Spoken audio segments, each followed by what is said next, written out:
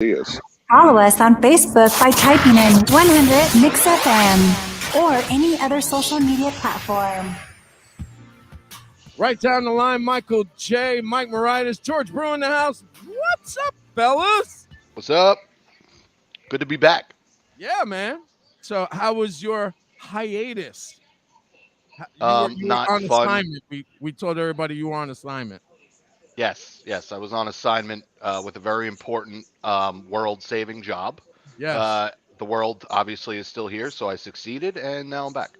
There you go. You did good. Good job. Good job. Thanks. Attaboy.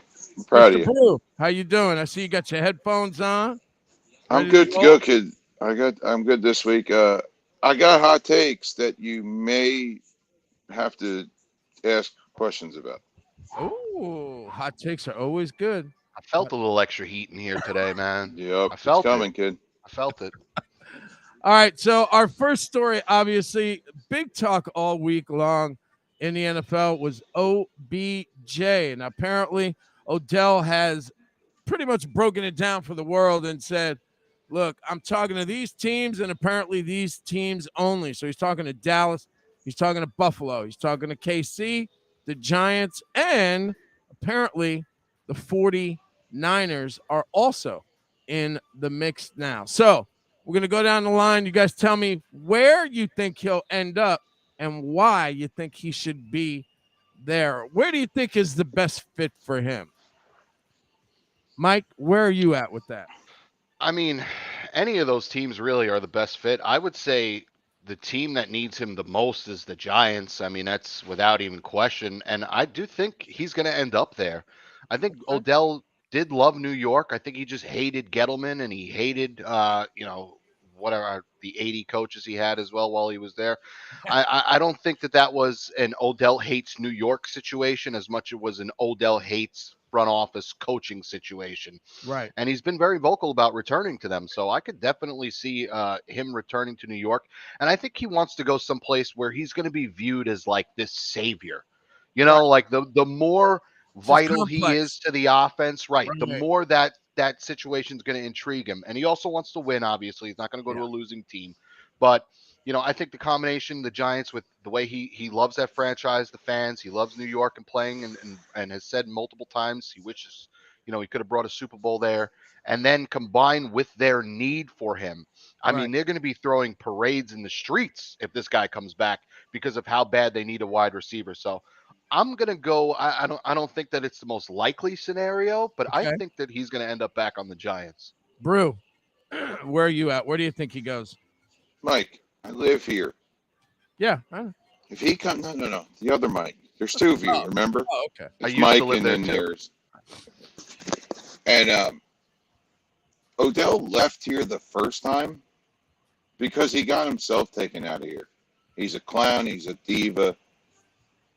All his problems in New York were Odell created. He became too big, too fast with the one-handed catch against the Cowboys, Okay. and then he was dropping balls that you should just call with two hands. I think at this point, he's been humbled the way he's been bounced around. I don't know if the Giants really do need him though. Okay. I Why don't don't think the Giants are the best fit for him. you? Yes, Okay. they need a wide receiver, but I don't know if he's that guy.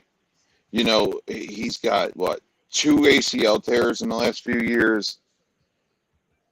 Well, his injuries are He's definitely a question mark. Yeah, his injuries have mounted. You know what? Send him up to Buffalo Okay. A because lot of there's one football, and that'll right. derail the Buffalo Bills. And anything that will derail the Buffalo Bills, I am all for. That's some Okay. CIA level thinking. I don't Yeah. think he goes to the Bills. I mean, I don't either. you're at best the second best option. Let us not underestimate his ego and wanting to be the number one guy in New York. And you're absolutely right. I mean, I don't want to make it sound like Gettleman and the coaching were the only reasons why he left. He did a string of stupid things that led to his exit, aided Yeah, by the front office or whatever. But I think he also wants to go to a place where he's going to be at worst the number 2 guy, but I think he wants to be the number 1 guy. As Oh, I do too. he goes to New York, that is instant. It's instant. He's the number 1 guy, unless Kenny Golladay has some kind of, rejuvenation between now and then. I think Odell still, as much as he's definitely changed, I think he's a different guy than the one that left New York. Right. I still think there's that ego there that he wants to be viewed as this savior. And I don't think, and he wants to be a number 1 guy. And I don't think any place gives him a better opportunity to do that than New York. They have money situation to figure out. Obviously, they've got to figure out a way. But as we know, if they really want him bad enough, They'll find a way. They'll find a way. Yeah. Look, Keyword, do they want him bad enough? And I don't think they do. right.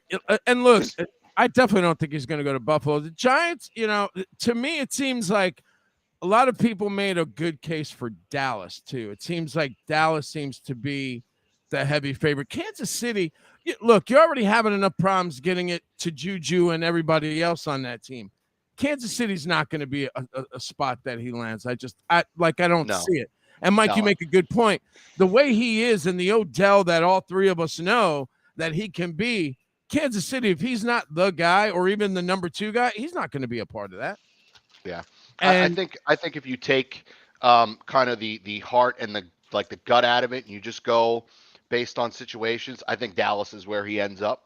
kind of what I just have this feeling about the Giants, man. But man, that would be rough for Giants fans. Is you think you might be getting Odell back, and then he spurns you for the Cowboys. I mean, would just be so Giants like, right. just the type of real kick in the gut that that this franchise has been taking a lot, in the last few years.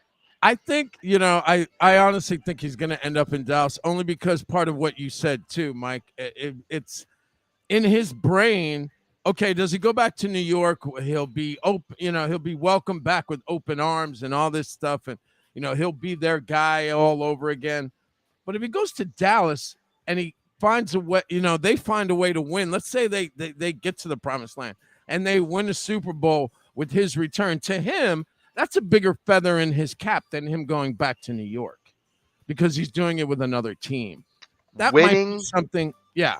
Winning a title, I think it's a bigger one if he wins it in New York. I know, I know the Giants have won a lot more than the Cowboys have in the last 3 decades or whatever it is. Uh-huh. But I think, with his love for New York, I think it would be a bigger feather in his cap to win one with the Giants and the Cowboys. But the Cowboys give him a better chance to win a Super Bowl. So, I mean, how, is that the number 1 priority? And it is obviously to win a Super Bowl, but he has one now.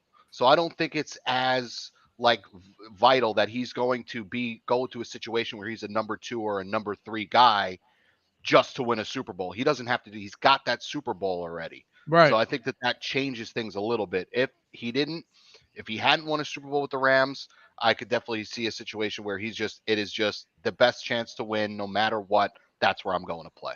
So let me ask you this. What about the now? And I know these guys aren't in the mix, Brew, but what about the Packers? How do you feel about if he decided to say, you know what? Let me go holler at Aaron Rodgers real quick. What do you think? When is he going to play? Who? Odell? I know he's been cleared, but what has he been cleared for? I don't. Has he been cleared? Hasn't been cleared. The last report that came out, I think it was this morning or last night, was he's going to make a decision by the end of the month. So the timeline for him to return has been mid-November forever. Right. And then there was an ESPN report that came out a few weeks or to a month ago that said now executives believe it's going to be middle of December. Ooh. So sometime between now and then. It's a moot point at this point. Right. Yeah. Where he signs means impactful for impactful for what? It's not. What's it impactful for? A month and a half, and at that point in December, it's going to be too late. Yeah, I don't think the Packers have any shot. They blow it out in February. You're not. He's not a guy who's really a big playbook guy. No, he's not. Never has been. No. So why would you bring him in? At this point, the sad fact is he had a good 5 or 6 game run last year in Los Angeles that kind of resurrected his career. But really, the guy's a bum. He's overrated as hell. And who keeps his name out there? Jerry Jones. Yeah. I don't Yeah. care. Yeah. I mean, You know, I mean, I'm sure his kicking net wife is, very happy he's going to be making money again. sure. get him out of the house. You know. Yeah, hope he doesn't cheat on her with another kicking net. But really, at the end of the day, if he goes to Green Bay, who cares? Green Bay's out of it. Yeah. Yeah. If he goes to the Giants, I think Brian Dable's got a good thing going on there. Why do you want to bring in that? Yeah, because you Pain in definitely the don't need ass. the headlines. No, Giants don't Right. need you the don't headlines. need that headache. And another thing is, this is a team that is still lest we forget, they're still rebuilding. Right. They're just in this position unexpectedly. They're still rebuilding. So what Joe Schoen and Dable have to figure out is, are we possibly sacrificing a bit, because you're going to have to sign Odell probably to a multi-year deal, and you're going to have to backload it probably. There's going to be a big signing bonus involved, not astronomical or anything like that, but significant enough that the Giants can't afford him just with a regular contract. So there might be a multi-year deal involved. If you're the Giants, do you want to make that commitment knowing that you're going to be flipping this roster in the next couple of years and adding to it and wanting to make other free agent signings? And, and this is kind of a somewhat go for it move if the Giants do it, that we're trying to compete this year 100%. If they don't land him, and if they don't try, I should say, then you're basically, you don't have a good enough receiving core to go far. I mean, this is a passing league. You just don't have it. So, landing him is kind of that go for it move that we don't expect this Giants team to do this year because of the situation they're in as far as rebuilding. I mean, you really think about the fact that the Giants and Saquon both today announced that they're going to wait until after the year for the extension. That Right. tells me one thing and one thing only. He's coming. You think so? Yep. So do you think that? Good point. I mean, that is. Wow. And let's Connecting not the forget. I didn't dots. think of It's it a that very way. weird thing that came out like that today, and then with everything Right. going on, that's a good Yeah. point. I mean, not to say that it's And- 100%. We're kind of speculating here, but Right. connect the dots. It makes sense. Yeah. And you look at it next year, the Giants have some money available next year. Yeah. A We're lot, still gonna. actually. I think A it's lot of upwards money I available think it's next upwards year. of like 80 million they have next year, or some Yeah. crazy number. I'll And look it up. and then what would Let's see. is- Giants have. They would have 14 million in dead cap on post June 1st. It'd be 7.9. There's So, 3.8 million in June cap space. So next year, Kenny Galladay will be released on June 1st, June 2nd. Yeah, so I mean, with over the cap has them with 59 million next year, and effective cap space 46. So they've got a lot of money to work with. You, and then once you make some cuts like Galladay, if Right. he's cuttable, Free up I a little forget bit what more. you said. You're gonna free up more. You're probably looking at 65, 70 million, somewhere in that neighborhood. Yeah, to and I work could with. also So, see the Giants because they got Leonard Williams next year's a $32 million cap hit. They can work that out. There's enough money there that they can work stuff out. That they can have them both. But see it now, George, you have made a good point about when's he coming back? Has he even been cleared? That's another thing. It's like, okay, you get him back. That's always going to be a concern, no matter who takes him. Is going to be his injuries. I don't necessarily know if I would agree with you when you say he's overrated. He's overrated. I think the way this is being portrayed, the way it's gotten so much hype behind it, that part of it, I will agree, I think is completely overrated. But Because Mike, we just haven't seen the guy that we're used to seeing, the guy that flashed in Cleveland, that did what he did in New York. We haven't really seen that guy as of late. I wouldn't say overrated. I would say that he's been disappointing. I'll say that. The guy's got talent, so I don't want to say that he's overrated because he is a very talented receiver. But that doesn't make him not overrated, Mike. And here's the biggest problem with Odell. Odell loves him some Odell. Oh, yeah, it's very T.O.-esque, you know? No, but T.O. was a good teammate. Not at first he wasn't. Yes, he was. Donovan You've McNabb never would heard beg to differ. anybody said anything about T.O. I love me some me. The man that coined that phrase. But even when saying me. that, but here's the thing. Odell is a one-catch wonder. He made the catch, he became huge. The next week he dropped the ball that hit him in the numbers. The hype train started with one catch, and that's all he is. He's one catch. I think he was. I mean, the guy had just unbelievable seasons to start his career. Was a first ballot Hall of Famer before the injuries started kicking in. 5 1,000-yard seasons in his first 6, 1,300 over the first 3, 1,300 yards per over the first 3 double-digit touchdowns. What I'll say right now is what's overrated about him is the impact that he's probably going to have when he gets back. I think that all these teams are clamoring for him. Fans are clamoring for him. Right. They have these visions of the great one-handed catch Odell, 1,300-yard, 10-touchdown guy. But what you're getting is a guy who is now 30 years old, multiple ACL injuries. And not only that, he's coming late into a season. He's got to learn a new playbook. And a lot of guys aren't themselves, the first year back from such a serious injury. Right. This is his second. He hasn't played a single game. He hasn't been in a practice. He hasn't. So it's not just are you going to probably get a diminished Odell? Chances are you will, but it's going to take him time to really get acclimated. So, he may not be himself this entire year. Maybe he gets there by playoff time. That's a best case scenario, probably. It's going to take time. So I think the potential impact of him being added to a team is so overrated right now. You're looking at a guy who is probably going to give you number 3, maybe number 2 receiver production. He's not going to be this game-changing receiver right out of the gate. No. Maybe I'm wrong, but that's just the way I think. I don't think he will either at all. But I think why destroy your locker room just to get for this guy now? Yeah.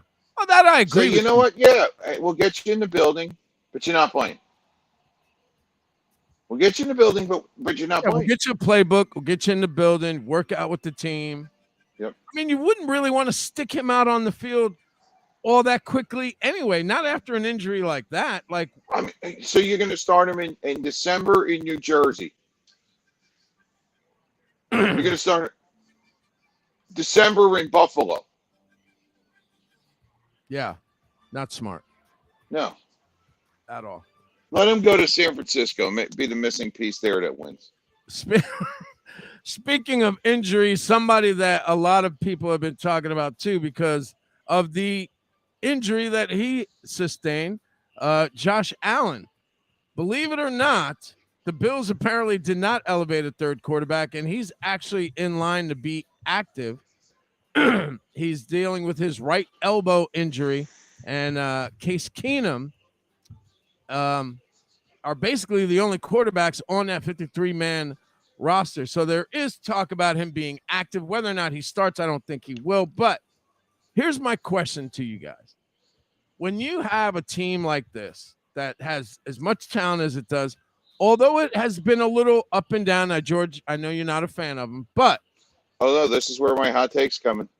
At the end of the day, if you're the coach, the GM, power to be in Buffalo, do you even think about letting Josh Allen start? Or do you sit this guy for the next couple weeks, let his elbow heal up? Look, if you lose a couple more, it's not going to – and first of all, Case Keenum,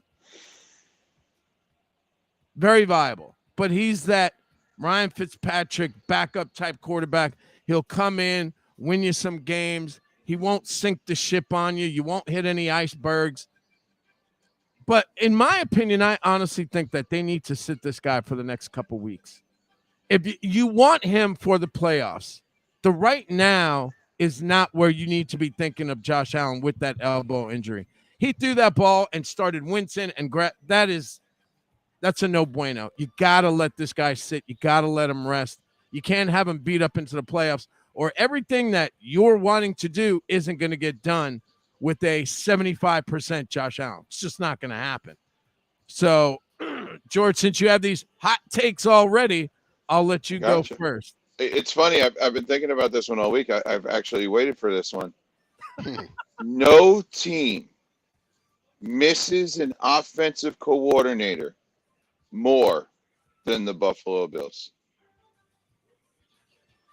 Brian Daboll made this team go because their head coach is a dope.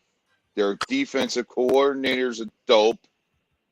Brian Daboll was the staff. Josh Allen should buy Brian Daboll multiple $100,000 cars, multiple houses. He owes this man his life because he's Eli Manning. Just not going to win a Super Bowl. Wow. And yes, he should not play. You know what? Sit him until the Thursday night against New England, because Buffalo has this game this week, next game on Sunday, Thanksgiving they play Detroit. The following Thursday they play New England. So you're going to have this guy go. Don't play him the next 2 weeks. So you're going to have him go game, 7 days later, game, 3 games in 10 days with a sprained UCL. Yeah, that's ludicrous.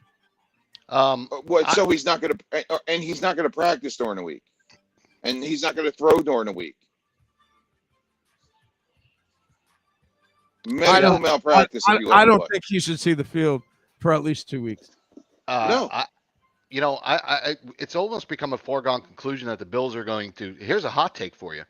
It's almost become a foregone conclusion that the Bills are going to make the playoffs, right? But they're not in any comfortable situation here. No, not you have the Jets, the Dolphins, the Patriots, all within a game and a half of them in the division. The Jets and the Dolphins have the same amount of wins. Patriots are right there.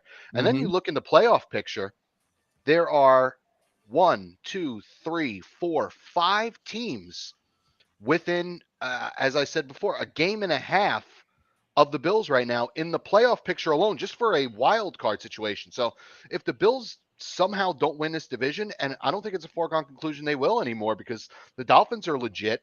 The Jets are mostly legit. I think their problem is their quarterback. They lost their star running back. I'm more worried about the Dolphins than I am the Jets or the Patriots if I'm the Bills, right? But, I mean, things are not easy here. So can you afford to sit Josh Allen right now? I don't think so. I think you kind of just have to say, if he can grip a football and throw it, and if his legs still work, right, I think you got to put him out there and play. I don't think you have 2 weeks to rest him. And Case Keenum is a serviceable backup, but you're going up against a tough team in the Vikings, who are good. I've said all year they're way overrated and whatever. This is a big matchup here. So, I don't think they have the time to actually sit him and rest him. And I think we've got to get past this thing of the young quarterback. You don't want to play him hurt because you don't want to risk his future, so on and so forth. Quarterbacks play hurt all the time, man. At some point you have to take those training wheels off and go, you know what? We just kind of have to roll the dice on this guy and on this situation, because this is just, what the situation we're in right now. And I don't think that they have the time to sit him. I just don't. Look, I think. Go ahead. I think the problem with that is, if it's an ankle and hamstring, you could deal with that. I've watched him the last 2 weeks, and the injury didn't come in the Jet game. The injury came before the Green Bay game. He looks like Chad Pennington throwing the ball right now. In that Jet game, though, it definitely made it worse, because it went all the way back, and it made it worse. Yeah, but Mike, the UCL. Hold on, let's see if I can do this. The UCL's here. Yeah, I know. Well aware. It's Tommy John. Um, no, that wouldn't hurt that doing that. That thing was hurt beforehand because he lost the zip on the fastball against Green Bay, and Yeah. they Well, just they have didn't notice it. Minnesota and Cleveland coming up. I don't think. I mean, I get what you're saying, Mike, but that's a pretty serious injury, man. And he did not look well at all. Like, if you put that guy out there and it gets worse, and now you lose him completely, there's got to be a level of concern here where you have to say, okay, it's not about we want to, preserve a long lasting injury. You want to make sure that you have this guy for the playoffs if you make it. Now, granted, Minnesota is going to be a tough game. We know that. Cleveland, not so much. But Minnesota, yeah. So I agree with you on the fact that, yes, you have to make sure that you're winning these games because, like you said, you got Miami, the Jets, they're breathing down your neck. New England, so And you got New England twice in 3 weeks. Right. Something. Yeah. So like before we even get to the point of the year where some people think that Christmas music is appropriate, I on the other hand think like November 1st, let's go, give me Mariah. God, Dude, I love that song. You still got if he blows this out, right. It's not it's not a knee where it's a year. He blows this out. You don't see him at his normal self until 2025. Because he doesn't play next year. It takes another year to get right. Yeah. You're talking 2025. Yeah, and I think if you're going to have him heal completely, I think you're going to have to give him 4 weeks off. I mean, a UCL sprain is going to take longer than a week or two, I believe, as far as I know of the injury. And listen, normally I would agree with you guys 100%. Sit him a couple weeks. If they were 8-1 and they were a couple of games up on the rest of the teams in their division or whatever, but you have to start changing your thinking a little bit to where, okay, yeah, we're worried down the line in the playoffs or whatever, but we have to get there first. Right. And it's not as simple as it once was. It's crazy to think about one of the most competitive divisions in the NFL right now, and two of the most are both East divisions. Yeah. So, it's not the way it was in the beginning of the year where everybody's like, they're just going to run away with this. Maybe the Dolphins will be okay and Jets are going to stink, but they'll be improved, whatever. All the four Jets of those still do suck, and they still aren't improved. But they are. They are well improved. Their defense with the games that they've won, if you go over who they've beat and what quarterbacks they've played, no, what they did against New England is who they are. Buffalo just looked past them. And by the way, Top Gun arm over there is why they lost to the Jets last week. Top Gun arm. All right, hang tight. We're going to take a quick break right down the line. Michael J., Mike Moritas, George Brew hanging out with you. Don't go anywhere. A little bit from Mr. Matt Vasgersian. Known legend of sports. Bill Mashenko played with the Chicago Blackhawks for 14 years.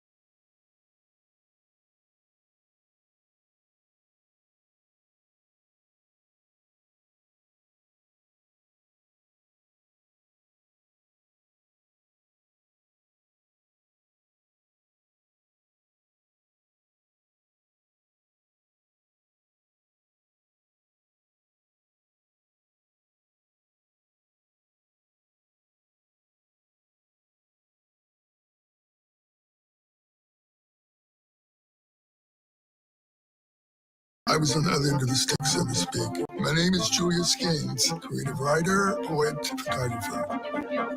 1 in 6 seniors faces the threat of hunger, and millions more live in isolation. Drop off a hot meal and say a quick hello. Volunteer for Meals on Wheels by donating your lunch break at americaletsdolunch.org. This message brought to you by Meals on Wheels America and the Ad Council. Get over to 100mixfm.com and leave us a message on how we're doing or what you want to hear. Right down the line, Michael J, Mike Marinas, George Brew hanging out with you. Don't forget, follow us on our YouTube channel, youtube.com @Right Down the Line. And you can also follow the show on Twitter @RDTL Show. And you can also follow this lovely cast of characters we have here. So before we went to break, you guys were getting in a little debate here. So if you would like to finish it, feel free. George, you had made a comment about how the Jets still are not improved. Mike, you think they are? I agree with Maritis. I actually think that they've improved. Oh, I'm not saying they're not improved. I'm not saying they're good. You can't make me say they're good after beating the Cleveland Browns this year, playing a third-string quarterback with Miami. You know, good old popcorn fart arm over there isn't helping them Popcorn out. fart arm. Wow. See, and this is where I'm saying, the Buffalo Bills, nobody put the stock in Brian Dable. They were terrible without him, but they were, on their way up. They hit their peak with him. If Daniel Jones had Brian Dable for 4 years, we would be genuflecting at the altar of Daniel Jones the way we are at Josh Allen. Okay. Interesting. Yeah, I mean, with the Jets, I see a team with a really good defense. I see a team with playmakers. Breece Hall, obviously, huge loss. But tell me where you've heard this before. The Jets are a quarterback away, I think. I think now the only question for them is, and maybe, I'm too bullish on them, but what I've seen, I love a team with a good defense. They've got a good defense. They've got a shutdown cornerback. Maybe could use more in the pass rush. I like them in the trenches on both sides of the ball. And like I said, the playmakers are there. I think they're just a quarterback away. And I think now this accelerates for Zach Wilson the kind of the development period that he otherwise would have had if this team was 3-6 as opposed to 6-3. So, if the Jets don't worry, he'll finish throw this him year there. strong, I mean, He'll if get the him Jets finish this year strong and Zach Wilson doesn't play well, don't rule out them bringing in some kind of veteran guy. And I know of one in Tennessee who's probably going to be out of a job next year in Ryan Tannehill. And I've been saying this a lot. But if you have a shot, if Wilson doesn't play well the rest of this year, I'm looking at a Tannehill. I'm looking at, if Lamar Jackson is available in some capacity, I'm looking to trade for Lamar Jackson. I'm not sitting still and waiting for Zach Wilson to either work out or not if I'm the Jets. So, I mean, and again, listen, Tannehill obviously can't win in the playoffs and whatever. I'm just giving you an idea of a veteran guy who could be available that would be an upgrade over Zach Wilson. And make no mistake, right now as they stand, Tannehill would be at least a little bit of an upgrade over Zach Wilson. And then obviously if you can get Lamar and shoot for the moon there, go for Lamar. But don't sit around and wait to figure out if Zach Wilson's going to be the guy or not. Evaluate things through the rest of this year and then, take a look at it before next year. Lamar's not a trade. Lamar's a free agent. Well, no, they can slap the franchise tag on him. Yeah. So he's going to get traded one way. If he leaves Baltimore next year, he's going to get traded because they're going to tag him. That's what they're going to do. And then this way does have some kind of control. I do the 2 years of I don't think Lamar would work in New York. That's besides the point. I think Zach Wilson is if the Jets want to go anywhere this year, they're going to have to Mark Sanchez him. They're going to have to give him a wristband that says red, yellow, green. Don't do anything stupid. Right. If that's what the Jets did. That's what the Jets did with Sanchez when they went to the 2 straight AFC championship games. Yeah, it's true. Right? I get it. But the thing is, too, though, You look at the teams the Jets have beaten on the 6-3, and Buffalo's the only team I'll actually give them credit for because Green Bay suck, Denver suck, Miami was playing their third string quarterback who may throw the ball better than Malik Willis because that game last week with Tennessee was atrocious. Yeah, you know what, Mike? You could say whatever you want. I keep Tannehill because Malik Willis, not the guy. I will say last week he made as somebody who's watched every single snap he's taken this year from preseason to last week, definitely raw, definitely needs improvement as a passer, especially decision making is still not there. Oof. But he's raw. He's a rookie. Yeah. We knew he would take a year. I will say he threw 2 passes last week. One to Chris Conley that was probably a touchdown. Bare bones minimum would have put them in field goal range, and they probably win that game if he catch it. It was a dime, and Chris Conley just dropped it. Yeah. And then there was another one to Nick Westbrook-Akina that, again, was a little bit tougher of a level of difficulty to catch, but was still a very catchable ball that he put up for his tall receiver to go up and go get, which is what you expect guys to do. Right. I've seen Willis make some back shoulder throws that have been encouraging. So I've seen signs. The box score doesn't tell. The box score was horrific. Don't get me wrong, but Yeah. it doesn't tell the entire story of Malik Sure. Willis. So, I mean, I think we'll see. I don't. The jury's still out on him, but I don't think that he's done as poorly as people have made him out to be. I mean, not one of his receivers averaged a yard of separation last week. Not one. Not one of them. But that's caught a because he pass. now has played a pro defense. You could say all that stuff you want about a preseason game. I've watched quarterbacks be really good in the preseason. Right. Like, who's Sometimes- No, he wasn't Jared very good in the Stidham was great preseason in the either. The preseason. passes I was talking about were last week, and he I showed him get that. right. but if he- they and were he only showed average- improvement from the 2 starts. Yeah. I don't know. So So we got- this week, You have right? to- Thank we God. also have to understand it's a horrible. Yeah, thank God Tannehill's back. But I mean, he is in about as when we talk about bringing up rookie quarterbacks, he is in about as bad a situation as possible. His receivers can't get open. His receivers can't catch. His best receivers are We don't injured. have receivers. Yeah, Yeah. he's got nothing. And on top of that, his offensive line is awful. It's bad. Not Yeah. awful, but it's bad. You know what I mean? Like it's not good. So really bad situation. It was unfortunate that he even had to be put into that. He should not have seen the field the entire year this year. Unfortunately, things didn't work out that way. So, but So I think there's still hope there. I'm not going to read too much into that box score because of what I've seen with my eyes. speaking I of also score- watched Cuzzy play with Liberty and get blown out by a Chris Ash Rutgers team. Mm. Yeah, there's no coming back from that. 14-0 Tampa Bay over Seattle over in Julio It's about Julio had a 31-yard Julio. touchdown catch, I know. bro. Saw What is that. it? 2018 again? Where are we? This is a different timeline, my friends. He's got You know new what was hair. crazy? He's all braided up. Yeah, I mean he's fired up now. You know You he's know? healthy. He's No healthy now. No and more high and tight Julio. We got, braids and some new moves. I don't know. But yeah, it's 14-0. And This looks Seattle's- like the Jets version of Geno Smith today. they're Yeah.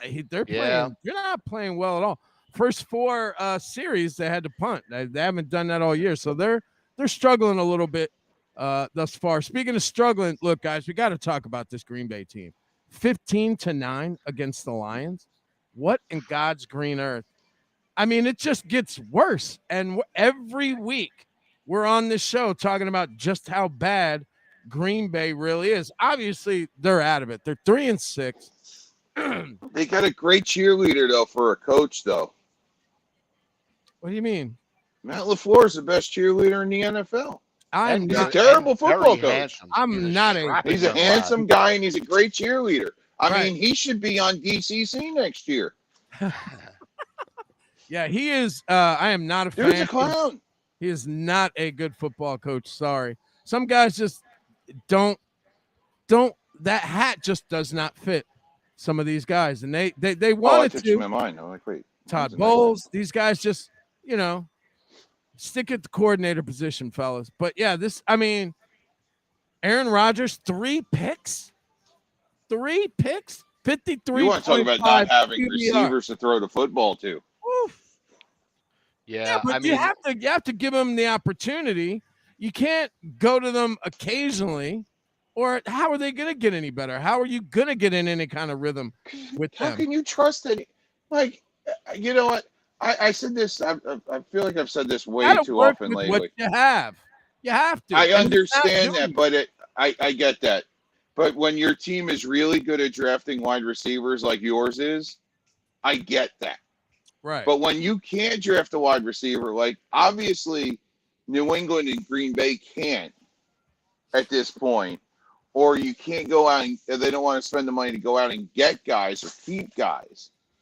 These old guys don't want to learn new tricks. They want you to learn them. And it worked that way it's that way with Tom Brady. Right. No, how many rookie wide receivers have really worked with Tom? Malcolm Mitchell, and then it took him until the Super Bowl to realize the guy could catch the ball. Right. It took Edelman years. It They just brought Danny Amendola in 2013. Danny Amendola didn't make an impact until 2015, 2016. It just, these guys have their guys, and then you have to work. They have to trust you. It's just what it is. They have nobody. That's the sad part. Yeah, I mean, last week was, to watch Aaron Rodgers throw 3 interceptions in the red zone area, 2 of them from inside the 5, one at Yep. the 1 yard line, bonking one off of a Helmet. defender's helmet, Mhm. and then him being seemingly pissed off at his receivers, even though it was his fault. Rodgers has a gripe with the lack of help he has around him as far as wide receiver is concerned. But man, he is not playing well. I mean, he cannot put that all on his receivers or his coach. He is not playing well. The frustration of what's going on is starting to impact his play himself, you know, and I think that's a big problem. Listen, the Packers right now, the final playoff team. Maybe the ayahuasca finally got to him and took all his football. Maybe he's away. got a permanent trip. Who knows? The number 7 seed in the NFC is the 49ers right now at 4-4. The Packers are 3-6. But there's a jump from 7 to 6 because the 49ers are 4-4. The Giants are 6-2. So they really can't lose pretty much another game the rest of the year. I mean, they've got to almost run the table. Right. I think that they're Even have pretty a much shot. Yeah. Right. I think they're done. I mean, I just don't Definitely see. think they're done. We've been waiting and waiting for that Packers turnaround that we've seen the last couple of years where they get off to a rough start and then all of a sudden they reel off 5 wins in a row or 4 out of 5 or whatever, and they right the ship. I haven't seen a sign that that's even close to happening. Their defense isn't playing as well as everybody thought it would play. They just lost Eric Stokes for the year. They're done. I mean, they're finished. And honestly, it wouldn't surprise me at all if there's some kind of divorce between these two next year. It should have happened this year. Rodgers should have got the hell out of there because he knew that his best receiver was gone. They weren't going to add anybody of significance after him, as they never do. Right. He should have he stayed a year too long, and he should be out of there next year if he's smart. All right, let's see. We also got, what was the other game? Oh, Bills. Was it Bills Jets? Hold on a minute. Yeah, Bills Jets. I told you what that one was about. Yeah. They couldn't. Josh Allen was hurt coming into that game. Right. And you can tell. Let's look at how this game started. You want to take anything away from Buffalo? The Jets kicker stepped on the tee on the opening kickoff and fell on his. He went down. Yeah. You started with the ball on your 45-yard line. You ran one play where Sauce Gardner got sauced. Diggs ran right past him. Oh, I know. That was in the first series. The first play of the game. Yeah. It was the first play from scrimmage.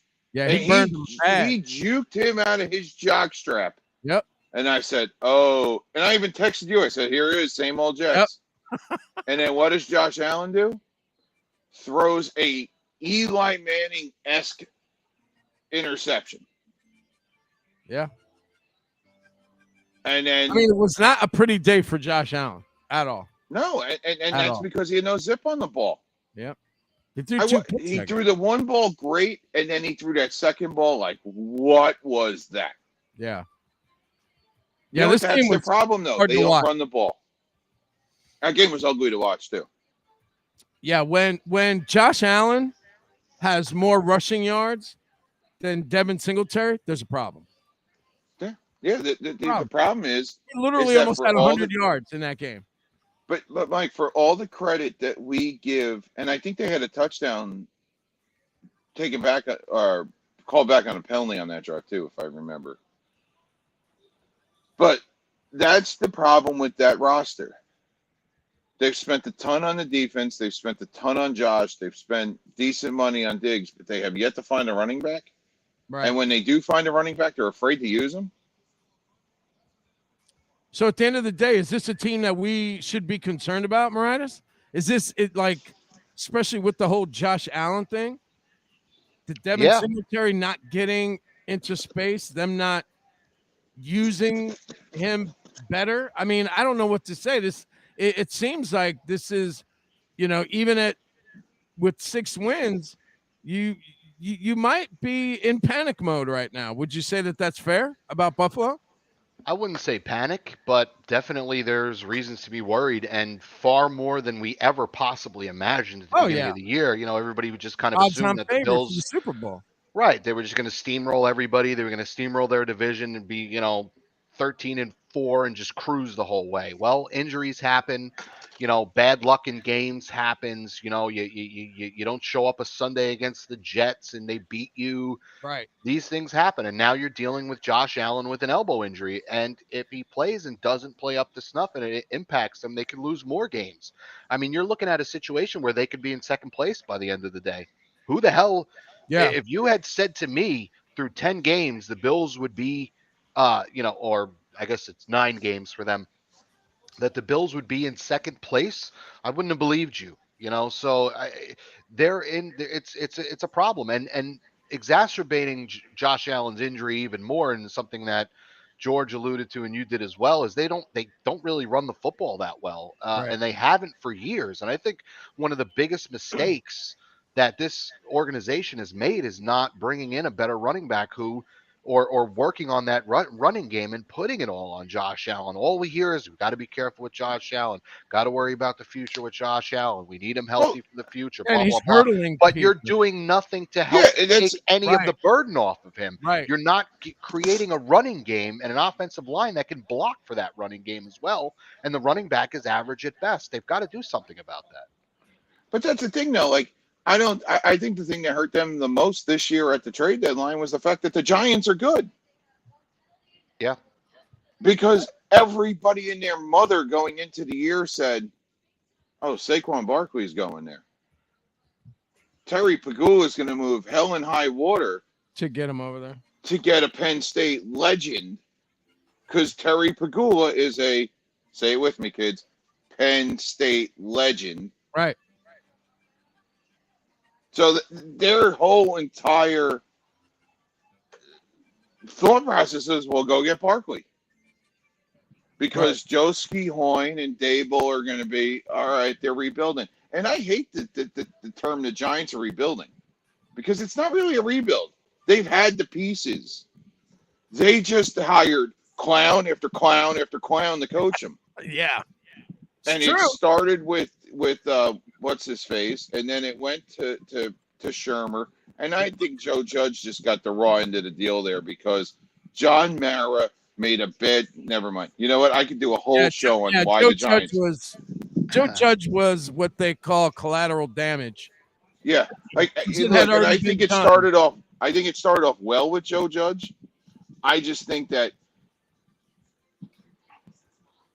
Mara had wait. You know what? Never mind. I'm not doing it. I promised myself I wouldn't do it until I was asked about it. All right, so I feel like the media got to Joe Judge more than anything else. I feel agreed. like that really all right. got in on him, and that was Mike, what led to him doing some of the wacky things that he did. Mike, can we throw like a little giant in here? Can we what? Can we throw a little Giants in here so I can? The New York media, Mike, and you now live here. Yeah.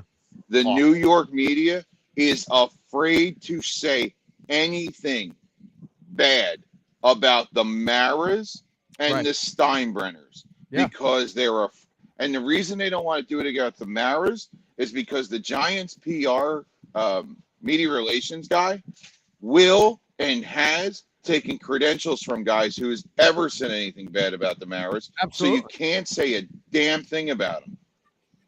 Yep. Mara and his father have destroyed the New York Giants.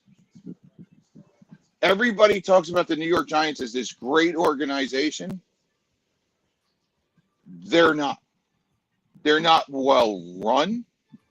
If you ever watch, was it the Belichick Football Life, Mhm. where it's him and Brady in 07 on the sideline before the 16-0 game, and Tom says, "Oh, you love being back here?" He goes, "I don't know anybody. They change everybody except the coaches go around here, Right. but everybody else stays," which was telling you that when your moron owner's son is your head of pro personnel, and he's the one that drafted Daniel Jones. Yeah. When the GM wanted to wait a year and hire and draft Justin Herbert. Justin Herbert. Yeah. I remember that. When your moron owner doesn't want to draft Micah Parsons because he's got baggage, Yeah.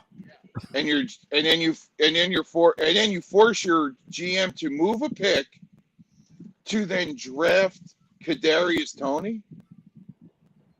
Stay the hell off the football field there, Mr. Mara. Yeah.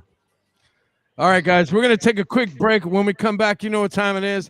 It's time for a little Are You In or Are You Out? And we got some good ones today. We got mid-season awards we're going to talk about. Tons to get to. There's a lot more coming up. Hour number 2 coming up next right here on Right Down the Line. Don't go anywhere. Keep it locked.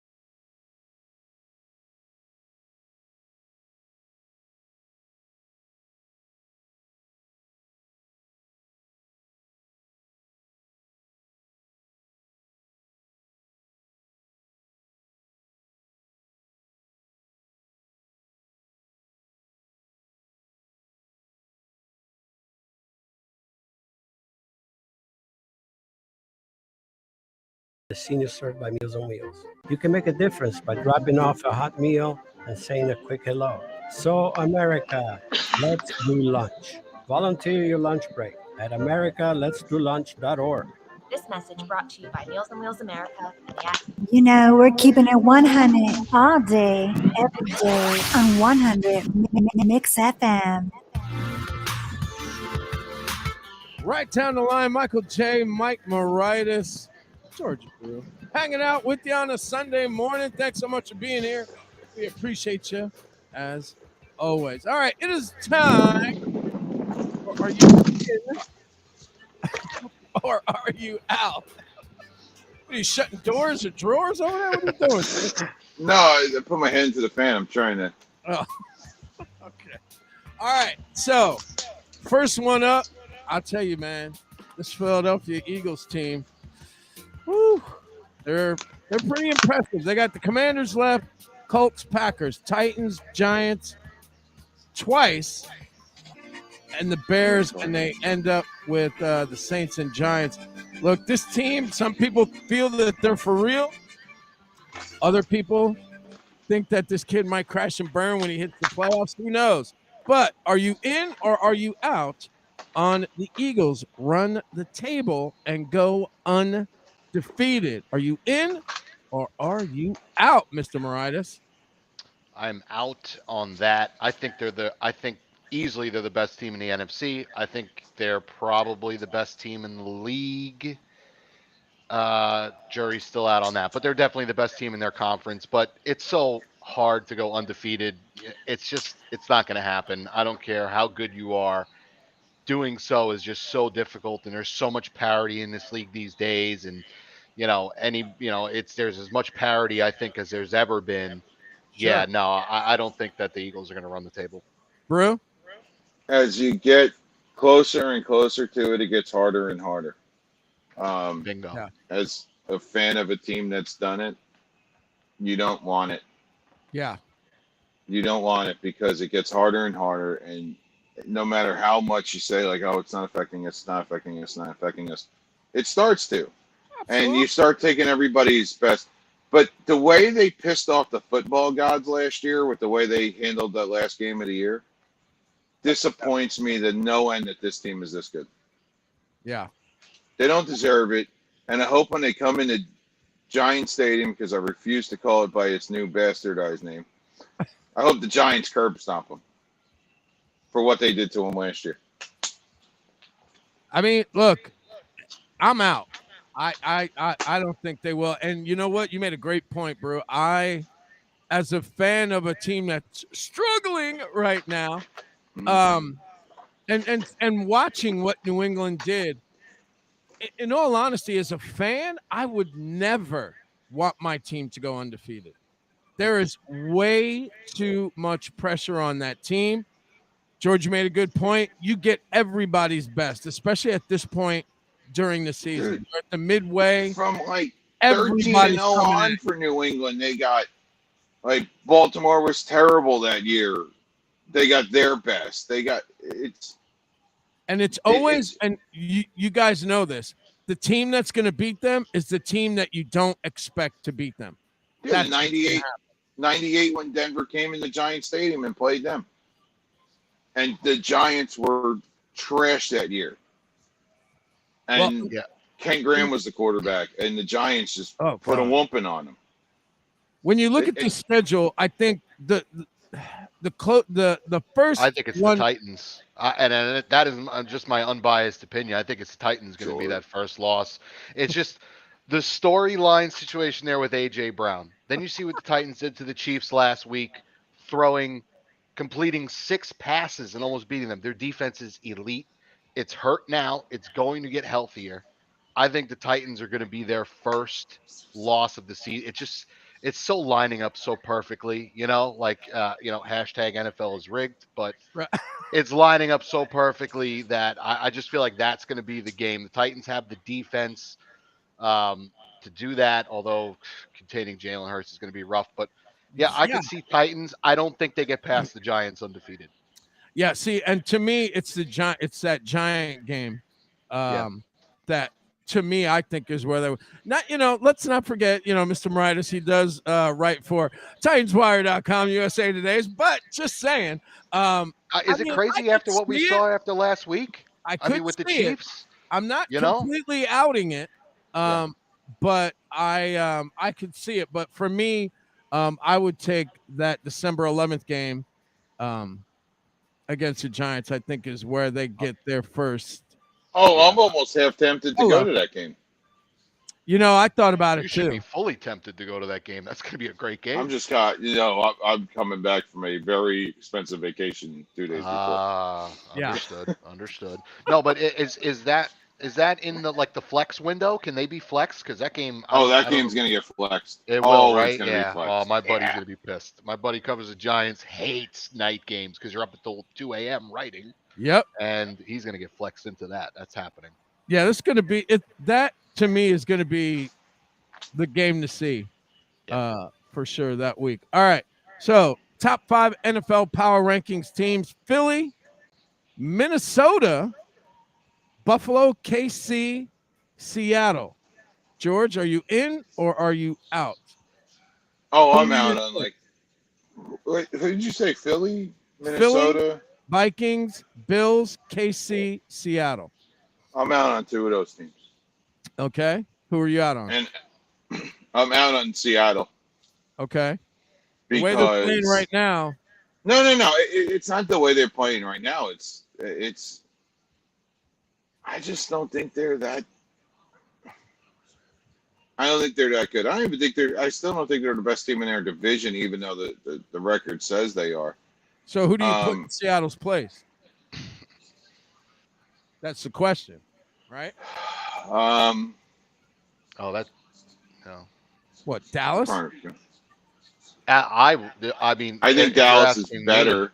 Yeah. Yeah, I think Dallas is better than them. I think the Giants are better than them, even though they beat the Giants. I mean, the Giants going in there last game before the bye. I think the Giants are just as good, not better than them. Okay. I think Geno Smith's coming crashing back there after this week. And I think it's slowly, you can only, the yodely guys coming back down.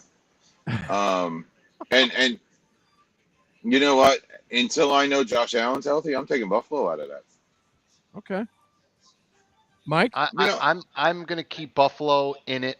I still think they're better than most teams in the league with a half, with Josh Elbow playing with half an elbow. So, and until I know it's going to be a long-term thing, I'm not going to touch Buffalo. I think it's Philly, Buffalo, KC, Minnesota, Dallas. And I would maybe even put Dallas over Minnesota. The only reason why Minnesota is even in my top 5 is because of their record. But I don't see an elite team there. I don't see a team that's 7-1. They beat the Packers, right? Then they lost to the Eagles. They beat the Lions, Saints, Bears, Dolphins, I think without Tua, Cardinals, Commanders. So, I mean, they haven't exactly beaten a murderer's row of teams, but we're going to find out in these next bunch of weeks. Bills, Cowboys, Patriots. Jets will be a tough one, although, I'm not going to call them an elite team, but the schedule is going to get a little tougher over there. So we're going to learn a lot over the next few weeks. I would put Vikings at best, probably number 5. Okay. But we're not talking about like college football rankings here. Like, you play who you play when you play them. Okay. Sure, absolutely. But I think when you're comparing teams specifically, it's fluid. Yeah, no, it's definitely a fluid list. And like, look, and like we were talking about, I just want to go back to Green Bay real quick because I wanted to say this and I forgot to say it. The last Green Bay win was a Brian Hoyer started Patriot game. Okay. And they took the Patriots to the end of overtime for it. Yeah. Had they started Bailey Zappi or whatever, Patriots probably win. And then we're really burying Green Bay. Yeah. And New England's got in that logjam that is the AFC East right now. But welcome back to 1998. I think as Tampa gets healthier, they're better than. Yeah, I Seattle. think that. Yeah, but last Obviously. week, what did we get? 48 seconds of Tom Brady being Tom Brady. I mean, Mhm. 48 seconds not going to do it for me, you know. And now, granted, they're putting in work right now. It's 14-3. Please And they're tell me getting why healthy. DK Metcalf's head looks like an Easter egg. But anyway, And they're getting healthy. That's the Right. thing. Like with Tampa, they're getting healthier. You want proof positive of why you don't bring in Odell right now? Godwin had the injury at almost the same time, yeah, and he's still, and as good as he is, it's not. Yep. It's not there yet, but it's coming. right. Mike, And other I tell teams you that- though, the Go guy ahead. throwing the football for them, he looks a lot more relaxed. Yeah, a little bit. I mean, He's ahead of the still hanging around. Seahawks, Uh-huh. are we putting the Seahawks ahead of the Ravens? Do you think they're better than the Ravens? I don't. I think they have a better defense. I think the Ravens' long-term outlook on defense, I think they're going to get much better. They got a lot of guys back this week in the last couple of weeks. Made the trade at the deadline for Roquan Smith is an unbelievable addition. I think the Dolphins are better than the Seahawks. Okay. You know, I think the Seahawks are probably 7th or 8th. I would say if Okay. you're power ranking everybody. Right. I think that's where they are, and I think the Chargers are right there. If they can start playing better, the Bengals are right there.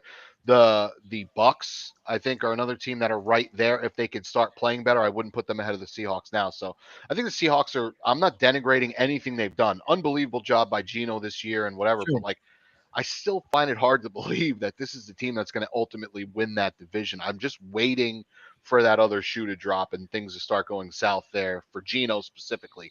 I think they've got a good young defense. They've got a very good young running back, but I think Geno is going to be a handicap the rest of the season. We'll see. Well, you know, I think San Francisco is better than Seattle. Yes, They just gotta you're get right. healthy. I forgot about them too. I agree. Yeah, same thing. Them too. They I just agree. have to get healthy, man. Like, Yeah. you see how that works? See how I make a list to get you guys talking? See how There that you go. works? You got me all fired up. I was going back to number 8 and number 9. See how fired up I am? I'm I just telling made you. it to the top 10. I know what I'm doing over here. Okay, so let's do some mid-season awards, fellas. Let's talk about Coach of the Year. Is it a lock in your mind for Mr. Brian Daboll? What Yep. say you, George Brew? yes. yes, Yeah. yes, and it's not even close. No, Unless like Belichick finds a way to get the Patriots into the playoffs. No, it's Brian Daboll's award. They should just What name about it Pete after him Carroll? after this year. No. Maritis? Yeah, you make a good point.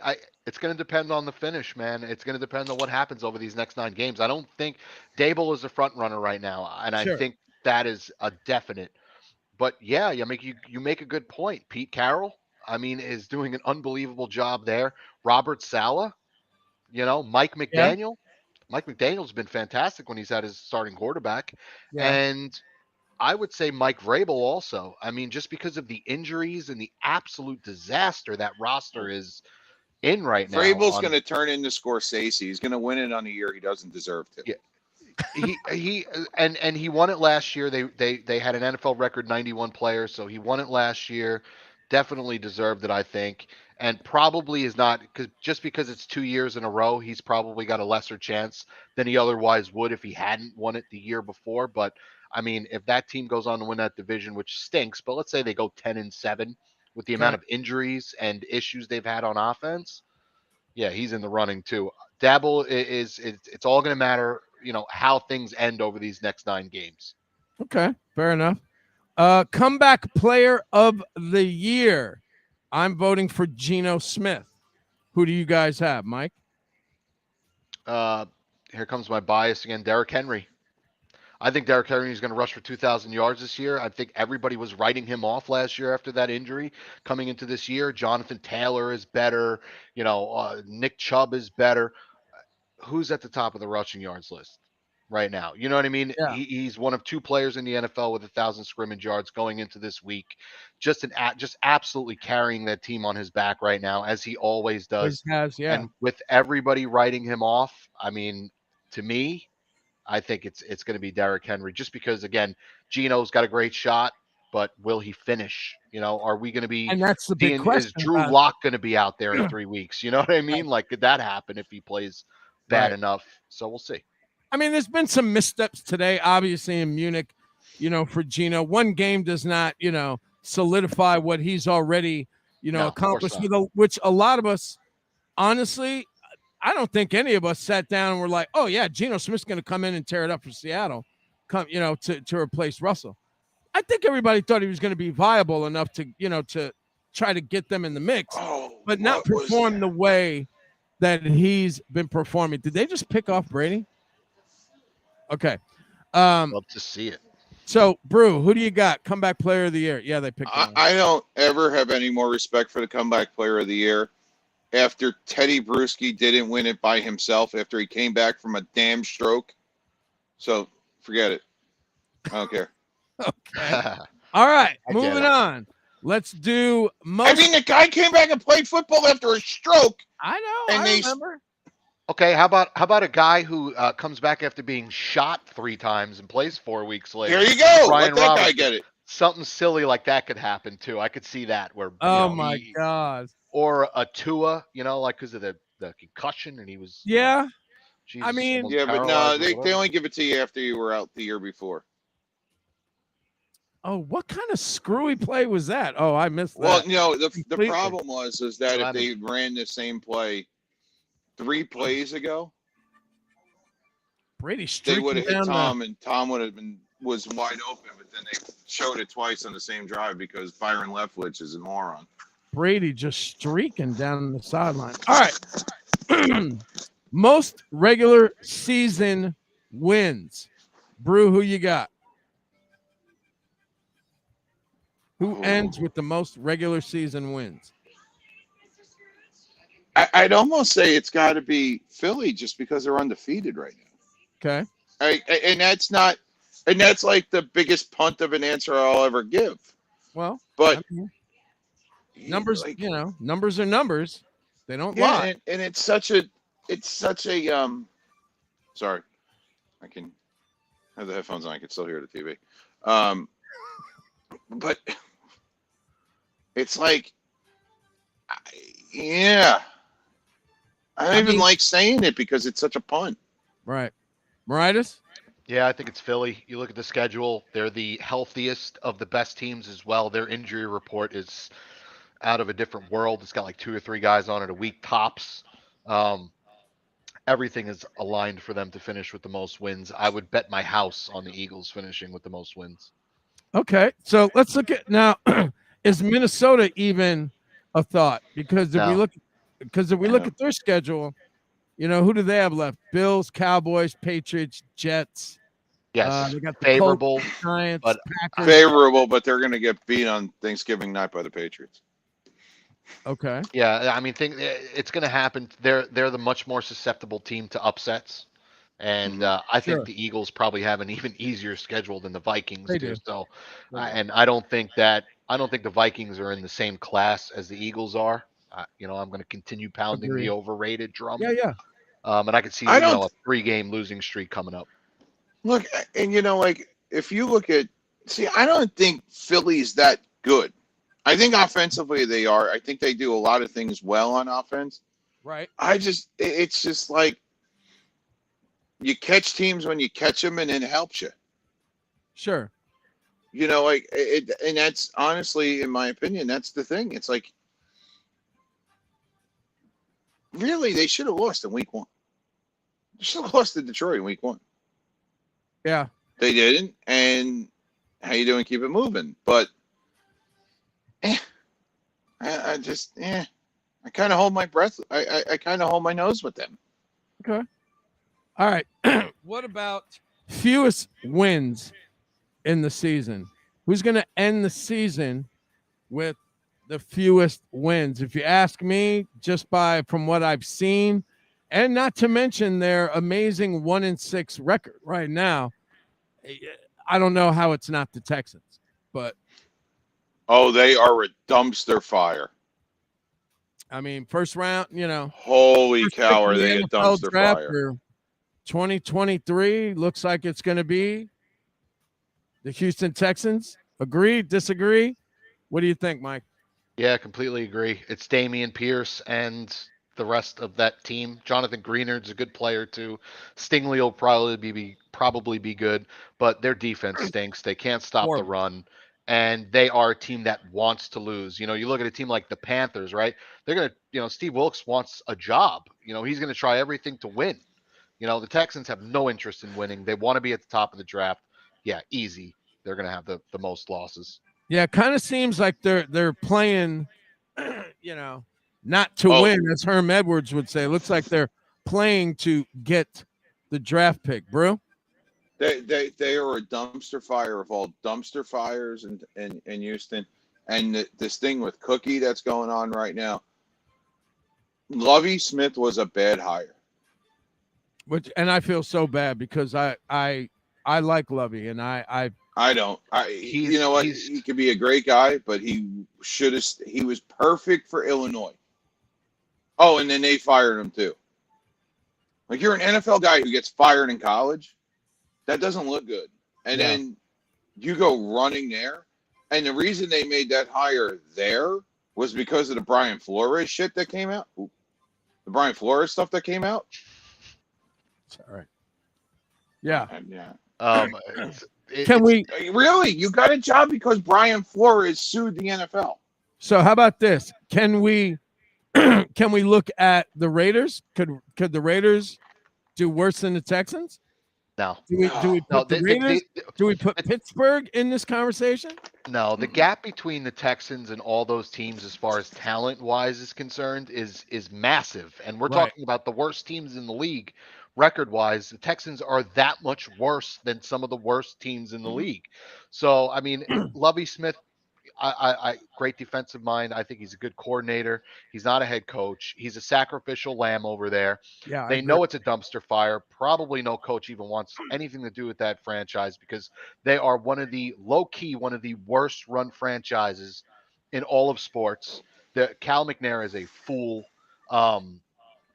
And then they had that Easterby guy who, right, is like who went from Patriots team chaplain to whatever he was doing there. Like, it, Yeah. dumpster and Nick Caserio, yeah, absolute dumpster fire. They'll be attractive next year because they'll have one of the top 2 picks, and they'll be they'll be through the fire. And Lovey is just a sacrificial lamb, just like David Culley was. This is not their long-term solution. They use coaches to get through a couple of rough years where nobody wants to coach them, and then once things look a little bit better, they'll hire somebody for the long term. Defensive player of the year, midway. Who do you got? Oh, the guy the Giants should have drafted last year. Michael Parsons? Yep. And there's no Penn State. See, this is why I didn't put a Penn State hat on, because there would have been Penn State bias with this. No Penn State bias there. Oh, I got a few of them. Trust me, I got a few of those. No, I look, it's hands down. I hate that when people say, who's the second coming of, but damn, is he good? Yeah. And he comes from the best linebacker college in the country. Yeah. I mean, he is every bit of wow. Watching him play, it's fun to watch. He's fun to watch. Young guy, speed for a guy his size, gets after it. I mean, he's a lot of fun to watch. He's definitely on my list. Mike? Yeah, easily. I agree with you guys. The only guy who comes close is Matthew Judon. He's playing out of his mind this year, but that's not going to be a playoff team. The Cowboys are going to be a playoff team. That makes whoa. What? Watch what you say about them. They're going to make the playoffs.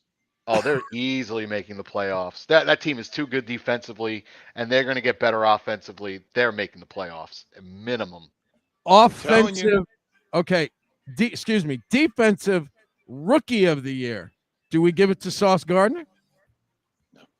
Another easy one. I can't give anything to any Jet ever. Oh God. So then who are you giving it to, man? They never earn it, so who can blame them? Yeah. Yeah, you're true. I mean, look, that kid is unbelievable, man. No, he is very good. Yes. He is. He is very good. And another reason why I'm so high on their defense is because of him. I mean, that guy's a superstar. Right. They nailed him, and they nailed Breece Hall. I mean, just great I know. great draft picks. And sometimes, listen, those ones at the top are a little easier to do. The guys just sitting there. It's obvious we need them.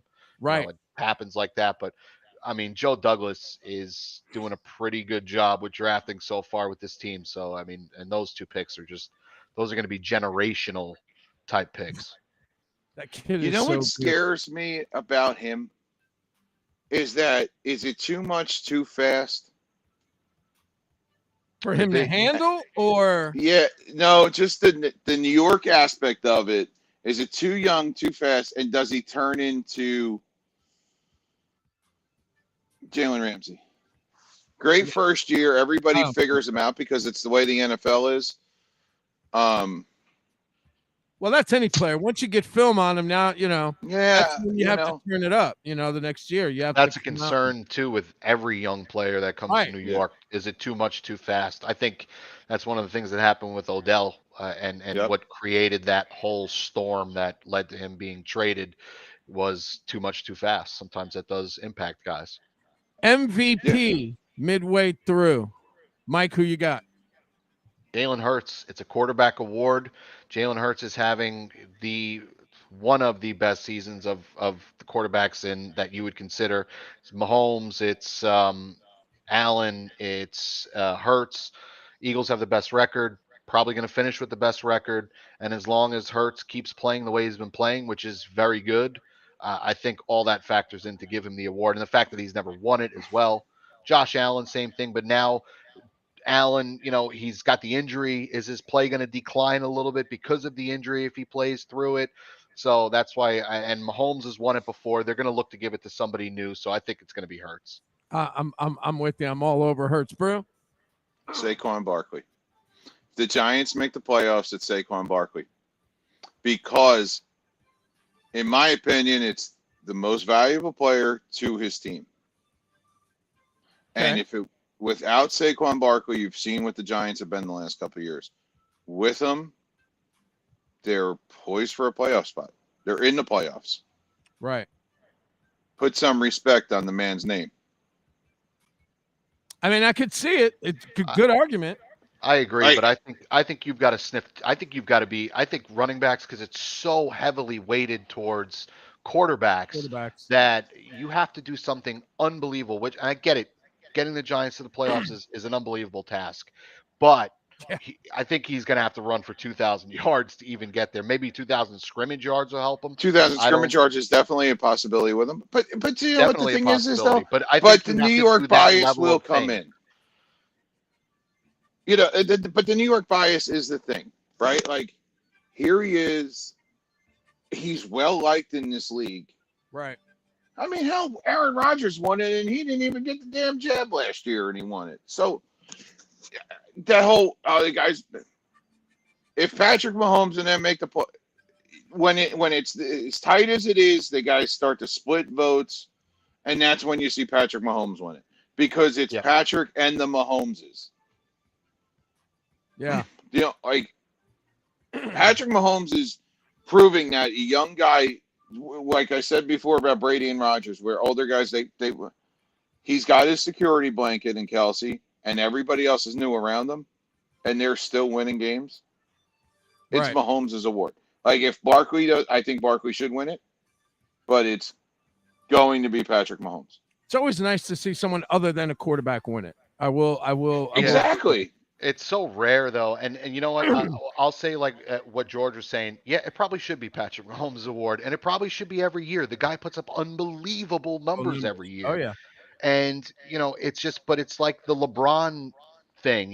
He's just the best player every year, but they just are looking to give it to new people.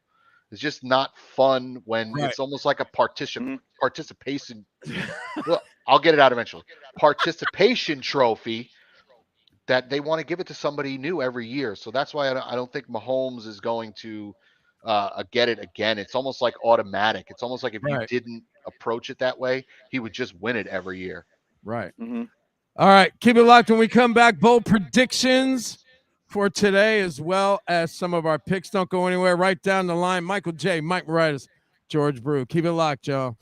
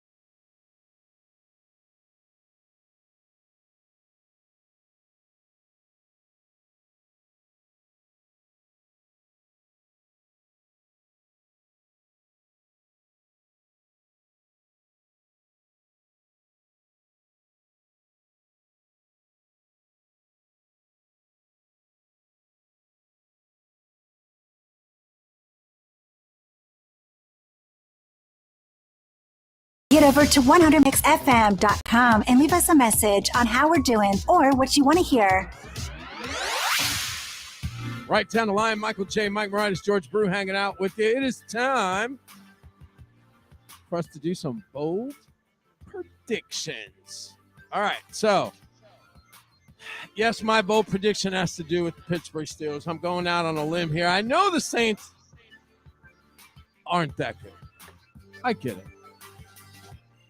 But TJ Watt comes back. Unfortunately, Minkah Fitzpatrick, however, is now gone for the next couple weeks. Appendectomy. So they're saying that he'll be out for multiple weeks, which is never good because that secondary definitely relies on him, his leadership. But I absolutely think that the Steelers get this. Why is that so loud? I don't know how much of a bold prediction it is, but that's where I'm going with my bold prediction because a lot of people think that the losing is going to continue in Pittsburgh, and I think they find a way to at least try to maybe not right the ship, but at least let's start steering it in a better direction. Right now, the Saints are favored, I think, by 2. At least that's what I'm showing. So my bold prediction is Pittsburgh gets the win against New Orleans in Pittsburgh. And like you, George, I'm not calling it Acura, whatever. Heinz Field is Heinz Field to me. So That's right. there you go. All right, Moritas, what's your bold prediction for this week, buddy? Everybody's been talking. Listen, with Buffalo and Minnesota, this is people thinking it's going to be a close game. Josh Allen's playing hurt, or Case Keenum's playing hurt, whatever. Who's up? I'm going in the other direction. The Bills are going to steamroll the Vikings today. I don't care if it's Case Keenum. I don't care if it's Josh Allen with half an elbow. I think the Bills absolutely destroy the Vikings this week. I don't think the Vikings are for real. I think they're going to go up against the best defense that they've probably faced all year. And I think the Bills are going to crush them today, one way or the other. And all this luster on Kirk Cousins right now is going to come off really quickly when he throws 3 picks or has a pick and a fumble or 2 fumbles or whatever. It's going to be a bad game for the Vikings today. This is the measuring stick game they've been waiting for. And it's not even so much a measuring stick because of the situation at quarterback the Bills have. Right. I still think that they get beat down bad today by the Bills. Favored 6.5 Buffalo is, and this game is in Buffalo. So, Brew, who do you got? What's up with your bold prediction of the week? I'm going to actually go against Michael on this one. Buffalo's going to learn something today. You're going to learn to run the damn football. And Dalvin Cook is going to have 225, 3 tutters. Wow. They're going to remember why he was the best running back in the league last year, and they're going to put some respect on his name today. A lot of respect needed around here. That's right. Look, that's going to be a very interesting game. And, Mike, you made a good point as far as it being a measuring stick because, look, the Bills, like you said, we got Josh Allen. He's up. Your boy Tannehill's up. It's going to be I want to see if Minnesota is for real. And I think a team like Buffalo would be a great way to actually see if they really are. And, again, it's going to go back to what we all keep talking about, and that's the coaching. Is the coaching going to be where it needs to be today, especially for Minnesota? So we'll see. I like Buffalo in that game now. I don't know if I think it's going to be a little bit closer than we all think. 6.5 is a lot. I wouldn't go anywhere near those points, to be honest with you. That's just me. Anybody have a weather report for Buffalo? 43 degrees right now, it says. Yeah, I don't think there's any rain or anything, just a little cold. Cold and overcast, I believe. Is what's going down over there. So run the football. Yeah. Actually, there is snow in the forecast. What? There you go. Run the football. Well, it is Orchard Park, so yeah. Run the football, and they can do it. Let's go.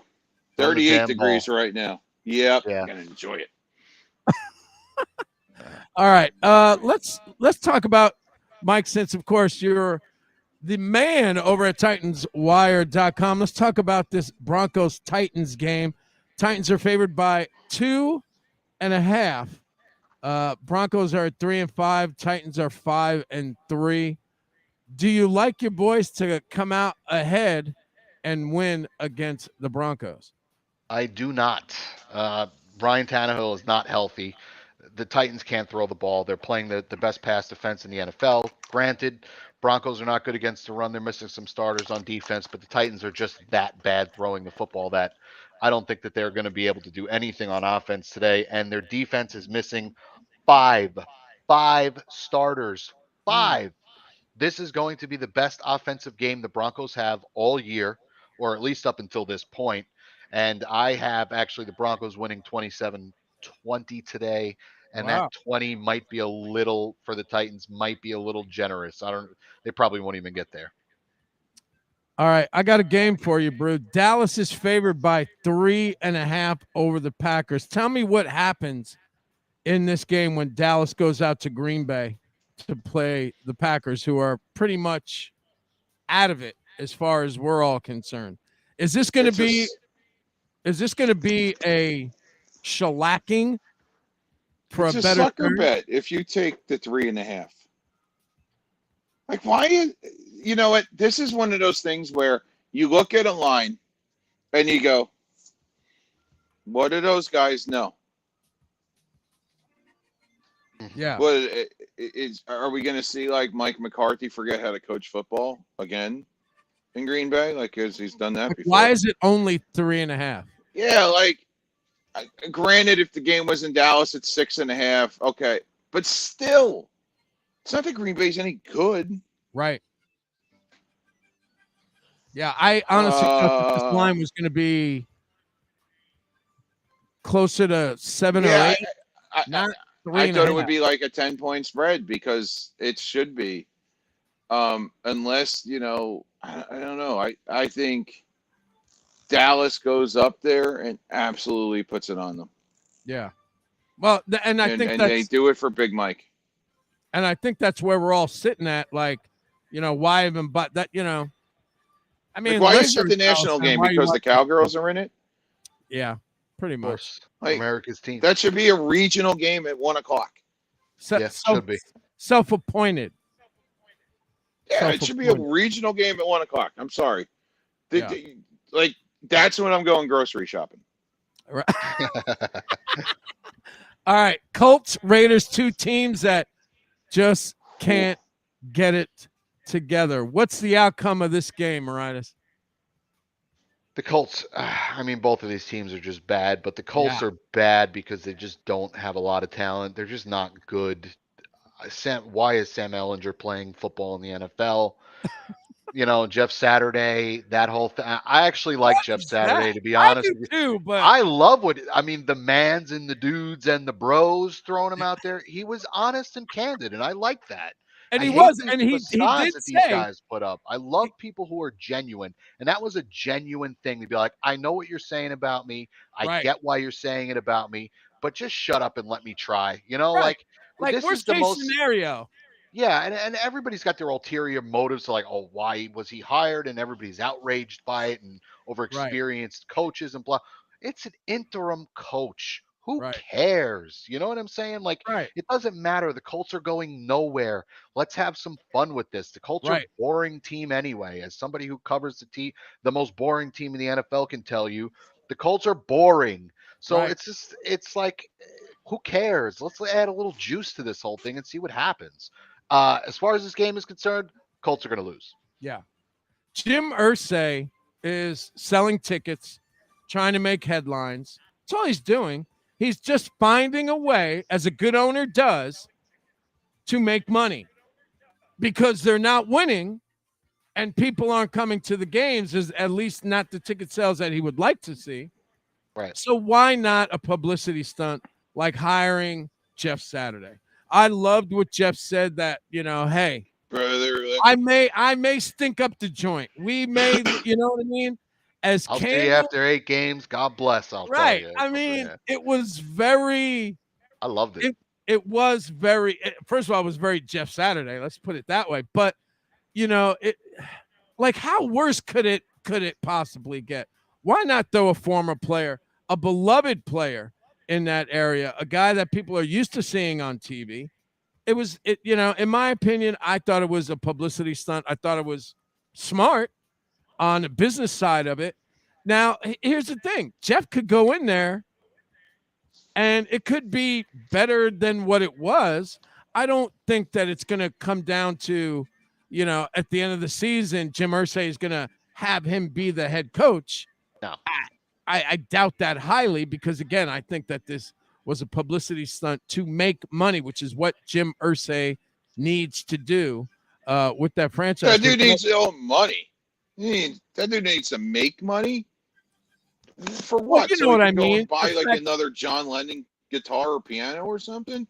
Brother, let me tell you, I got all the faith in the world in Jeff Saturday. He's going to win. And if he doesn't work out for me, I'm going to hire McAfee, brother. But he's got too many jobs, so I can't afford him. Yeah. Here's the thing, though. Like, we're killing this hire because he didn't take anybody from the staff. Right? He didn't listen to the football people. Right. This dude's been around the NFL. Like, if Shad Khan made this, we'd say sell team. Right? Like, if Shad Khan had made this, we would be like, well, what the hell is he doing? Jim Irsay has been around the Colts organization for longer than I've been alive. Right. His daughter is, like, this guy knows. Like, he knows what good football looks like. He knows what bad football looks like. Frank Wright is not a good head coach.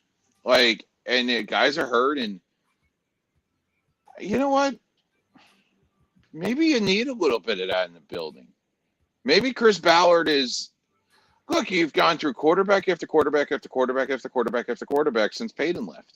Chasing it. It's like you think about so you went from Payton to Luck, and he had 2 lottery tickets.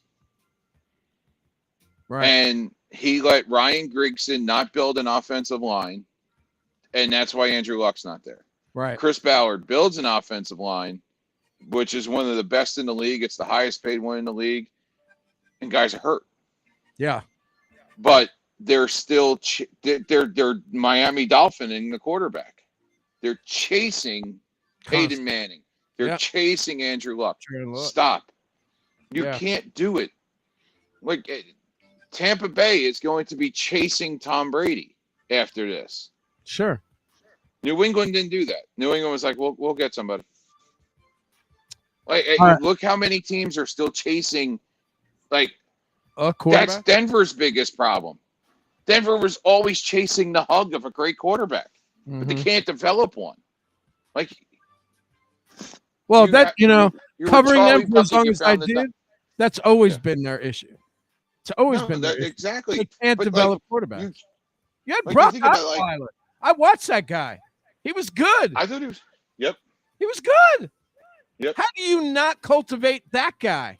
He could see he could see Pikes Peak from the practice field. That's how big that guy was. Are you kidding me? You know what, Mike? I go back to this. I wish Denver no luck ever because of how they treated Tim Tebow. Okay. Dude won you a playoff game, but because you know what? It's the funny part. Like, there's parts of Moneyball I hate, but there's parts of Moneyball I love. And it's when Billy Beane walks in, he goes, well, would you guys have drafted me? Well, yeah, Billy, you look like a baseball player. Tim Tebow looks like a football player. You didn't like the way he threw, so you made him change it, and you screwed him up. Right. The dude could have had if Tim Tebow was 5 years younger, are we talking about Tim Tebow in the same respect that we talk about Lamar Jackson? You bet your sweet ass we are. Because he's a better football player than Lamar Jackson is. It's just that, now we accept a running quarterback in the NFL, and we don't have to have a guy stand in the pocket and be boring old white guy. His throw was, it did take forever to get that ball out of his hand. It was like, but you know what, though? That was in the NFL, not in Florida. I know. Like, in Florida, he didn't have that. Florida, he wasn't that guy. Like, the NFL told him, you got to change. How about let you change to him? Because guess what? I was watching Penn State yesterday, and the line came up, and I thought it was one of the greatest lines I've ever heard. You're not head coach quarterback anymore. You're partners. Because if you're not partners, you're out of a job. He's not. Okay. Good point. I like that. All right. Especially Cardinals. since the quarterback makes more than everybody else. Yeah, right. Cardinals, Rams in SoFi. Both these teams struggling to get wins and make offensive plays. Both of them. I don't know. This is a game that I wouldn't watch if you actually had to pay me to watch it. Rams are 3 at home. Obviously, they're getting it because they're at home. I think that's the only reason that Vegas even gave them the 3 instead of this being a pick 'em. And because of I don't know. I'm not really sure. I still think this should be a pick 'em game, but I like the Rams to win this game today. Who do you guys got, Mike? Yeah, I wouldn't touch this one if you paid me to touch it. No Matthew Stafford, no Kyler Murray. This is going to be one of the ugliest games of the year. These teams were terrible on offense to begin with. Now they're both without their starting quarterbacks. Yep. I give the edge to the better defense, and I think the better defense is in LA. I don't think it's that big of a difference as it was last year between these two teams defensively, but that's where I'm at. I think the Rams win an ugly one, but I would not bet this game if you put a gun to my head. Yeah. George? Run the football. Who can run the football? Yeah. Pretty much neither. Man, I mean, yeah, it's that's just the a sad bad part. matchup. They're both just so bad this year. And if Fox puts I the know. America's Game of the Week thing on this, I'm going to laugh. No, I want nothing. I'm going to root for a tie in this one again. I don't think any of us really thought that they were good. I mean, I don't think anybody really thought these teams would be in the position that they're in right now, win-loss wise. I really I don't. think I had one of them this way, and that was Arizona. I mean, I was concerned a little bit about maybe Arizona. I figured they'd be around 500, but I Yeah, didn't think they'd be any not better this than that. bad. Like just a middling type of team. Yeah, I don't think the problem there is Cliff Kingsbury. I think the problem is with the Oompa Loompa. That's their quarterback. Really? Yeah. Oh, yeah. Bro, that dude's out because Call of Duty came out. Come on. It's true, and he's been getting a lot of negativity about him cursing too much on Hard Knocks. Yes. I was seeing the other day, like it's Yep. Hard Knocks, it's football. Who cares? Son, Well, it's Mothers of America for you. Mothers of America. There's a I lot know worse going on than Kyler Murray's language on HBO. You know All what I the- mean? but it's I on know. HBO. If you don't want to watch it, don't watch it. Right. That's the thing. Like Bingo. HBO, like I have never in my life subscribed to HBO. The only time I've ever watched HBO is during like the free previews. Yeah. No, I gotta have my HBO. Gotta have it. That's one thing that I don't waver on. All right. So Sunday night game. Chargers, Niners, San Francisco 7.5 favorite. They're playing at Levi Stadium. Chargers are 5-3. The 49ers are 4-4. You guys seem to think the 49ers are better than the Seahawks, I believe. Mike Moritas, you said, who do you like in this game, buddy? I do like the 49ers to win. I don't understand why this line is that big. 49ers are banged up. Haven't been playing that great on the offensive side of the ball this year. There's been some issues. Definitely, the Chargers obviously incredibly disappointing. A lot of injuries at wide receiver. No Keenan Allen, no Mike Williams. Big problem, but still better. I think they're better than this line gives them credit for. But I like the Niners to win, but I don't like them to cover that 7.5. Yeah, I don't think they will either. Brew? The Niners have everything, but yet they have a 10-cent head coach. Like, this is a very bad head coaching game, in my opinion. Okay. And when it comes down to that, I go with talent. And, man, I'm not watching this game either. Yeah, see, this is when I'm going to the grocery store. Yeah, there's So when no this chance game I'm watching comes this game. on, I'm out. So, Now, I honestly, I like 49ers to win this game too. I agree with you though, Mike. I don't think they cover. I think this game is a lot closer. Both of these teams have had their own issues, but I think when it comes down to it, the 49ers collectively are a better team on both sides of the ball. I think that shows up tonight against them. So there you go. All right, we're going to get out of here. Thank you guys so much for hanging out with us, making us part of your day. Brew, anything you want to say to the nice people before we get out of here? Happy birthday, Frank the Tank.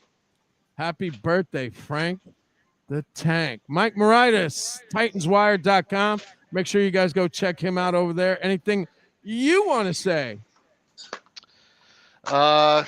Be careful going to the grocery store, guys. I'm just happy I don't have to go. I went yesterday, so I'm good. I love it. All right, guys, make sure you go check us out on Twitter. We are at RDTL Show. Make sure you follow these guys as well over there. You and don't make have sure to. you subscribe to our YouTube channel. I'm a bad follower. Don't follow me. Right down the line. Listen to you guys. Yeah, don't follow me. Come on. Follow Just Titans don't Wire. follow. It's much more interesting. Okay. My account's basically a robot that just tweets out articles. That's all. Yeah.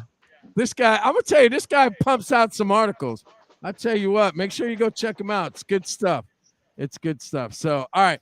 Next week, we're going to tell you guys a little bit more about 100 Mix FM that we are bringing back to life. And my buddy George Brew over there and I are going to bring some cool new stuff to you guys. So we'll let you know all about that next week as well. But until then, as I say around here all the time, don't sweat small stuff. We're out of here. See ya.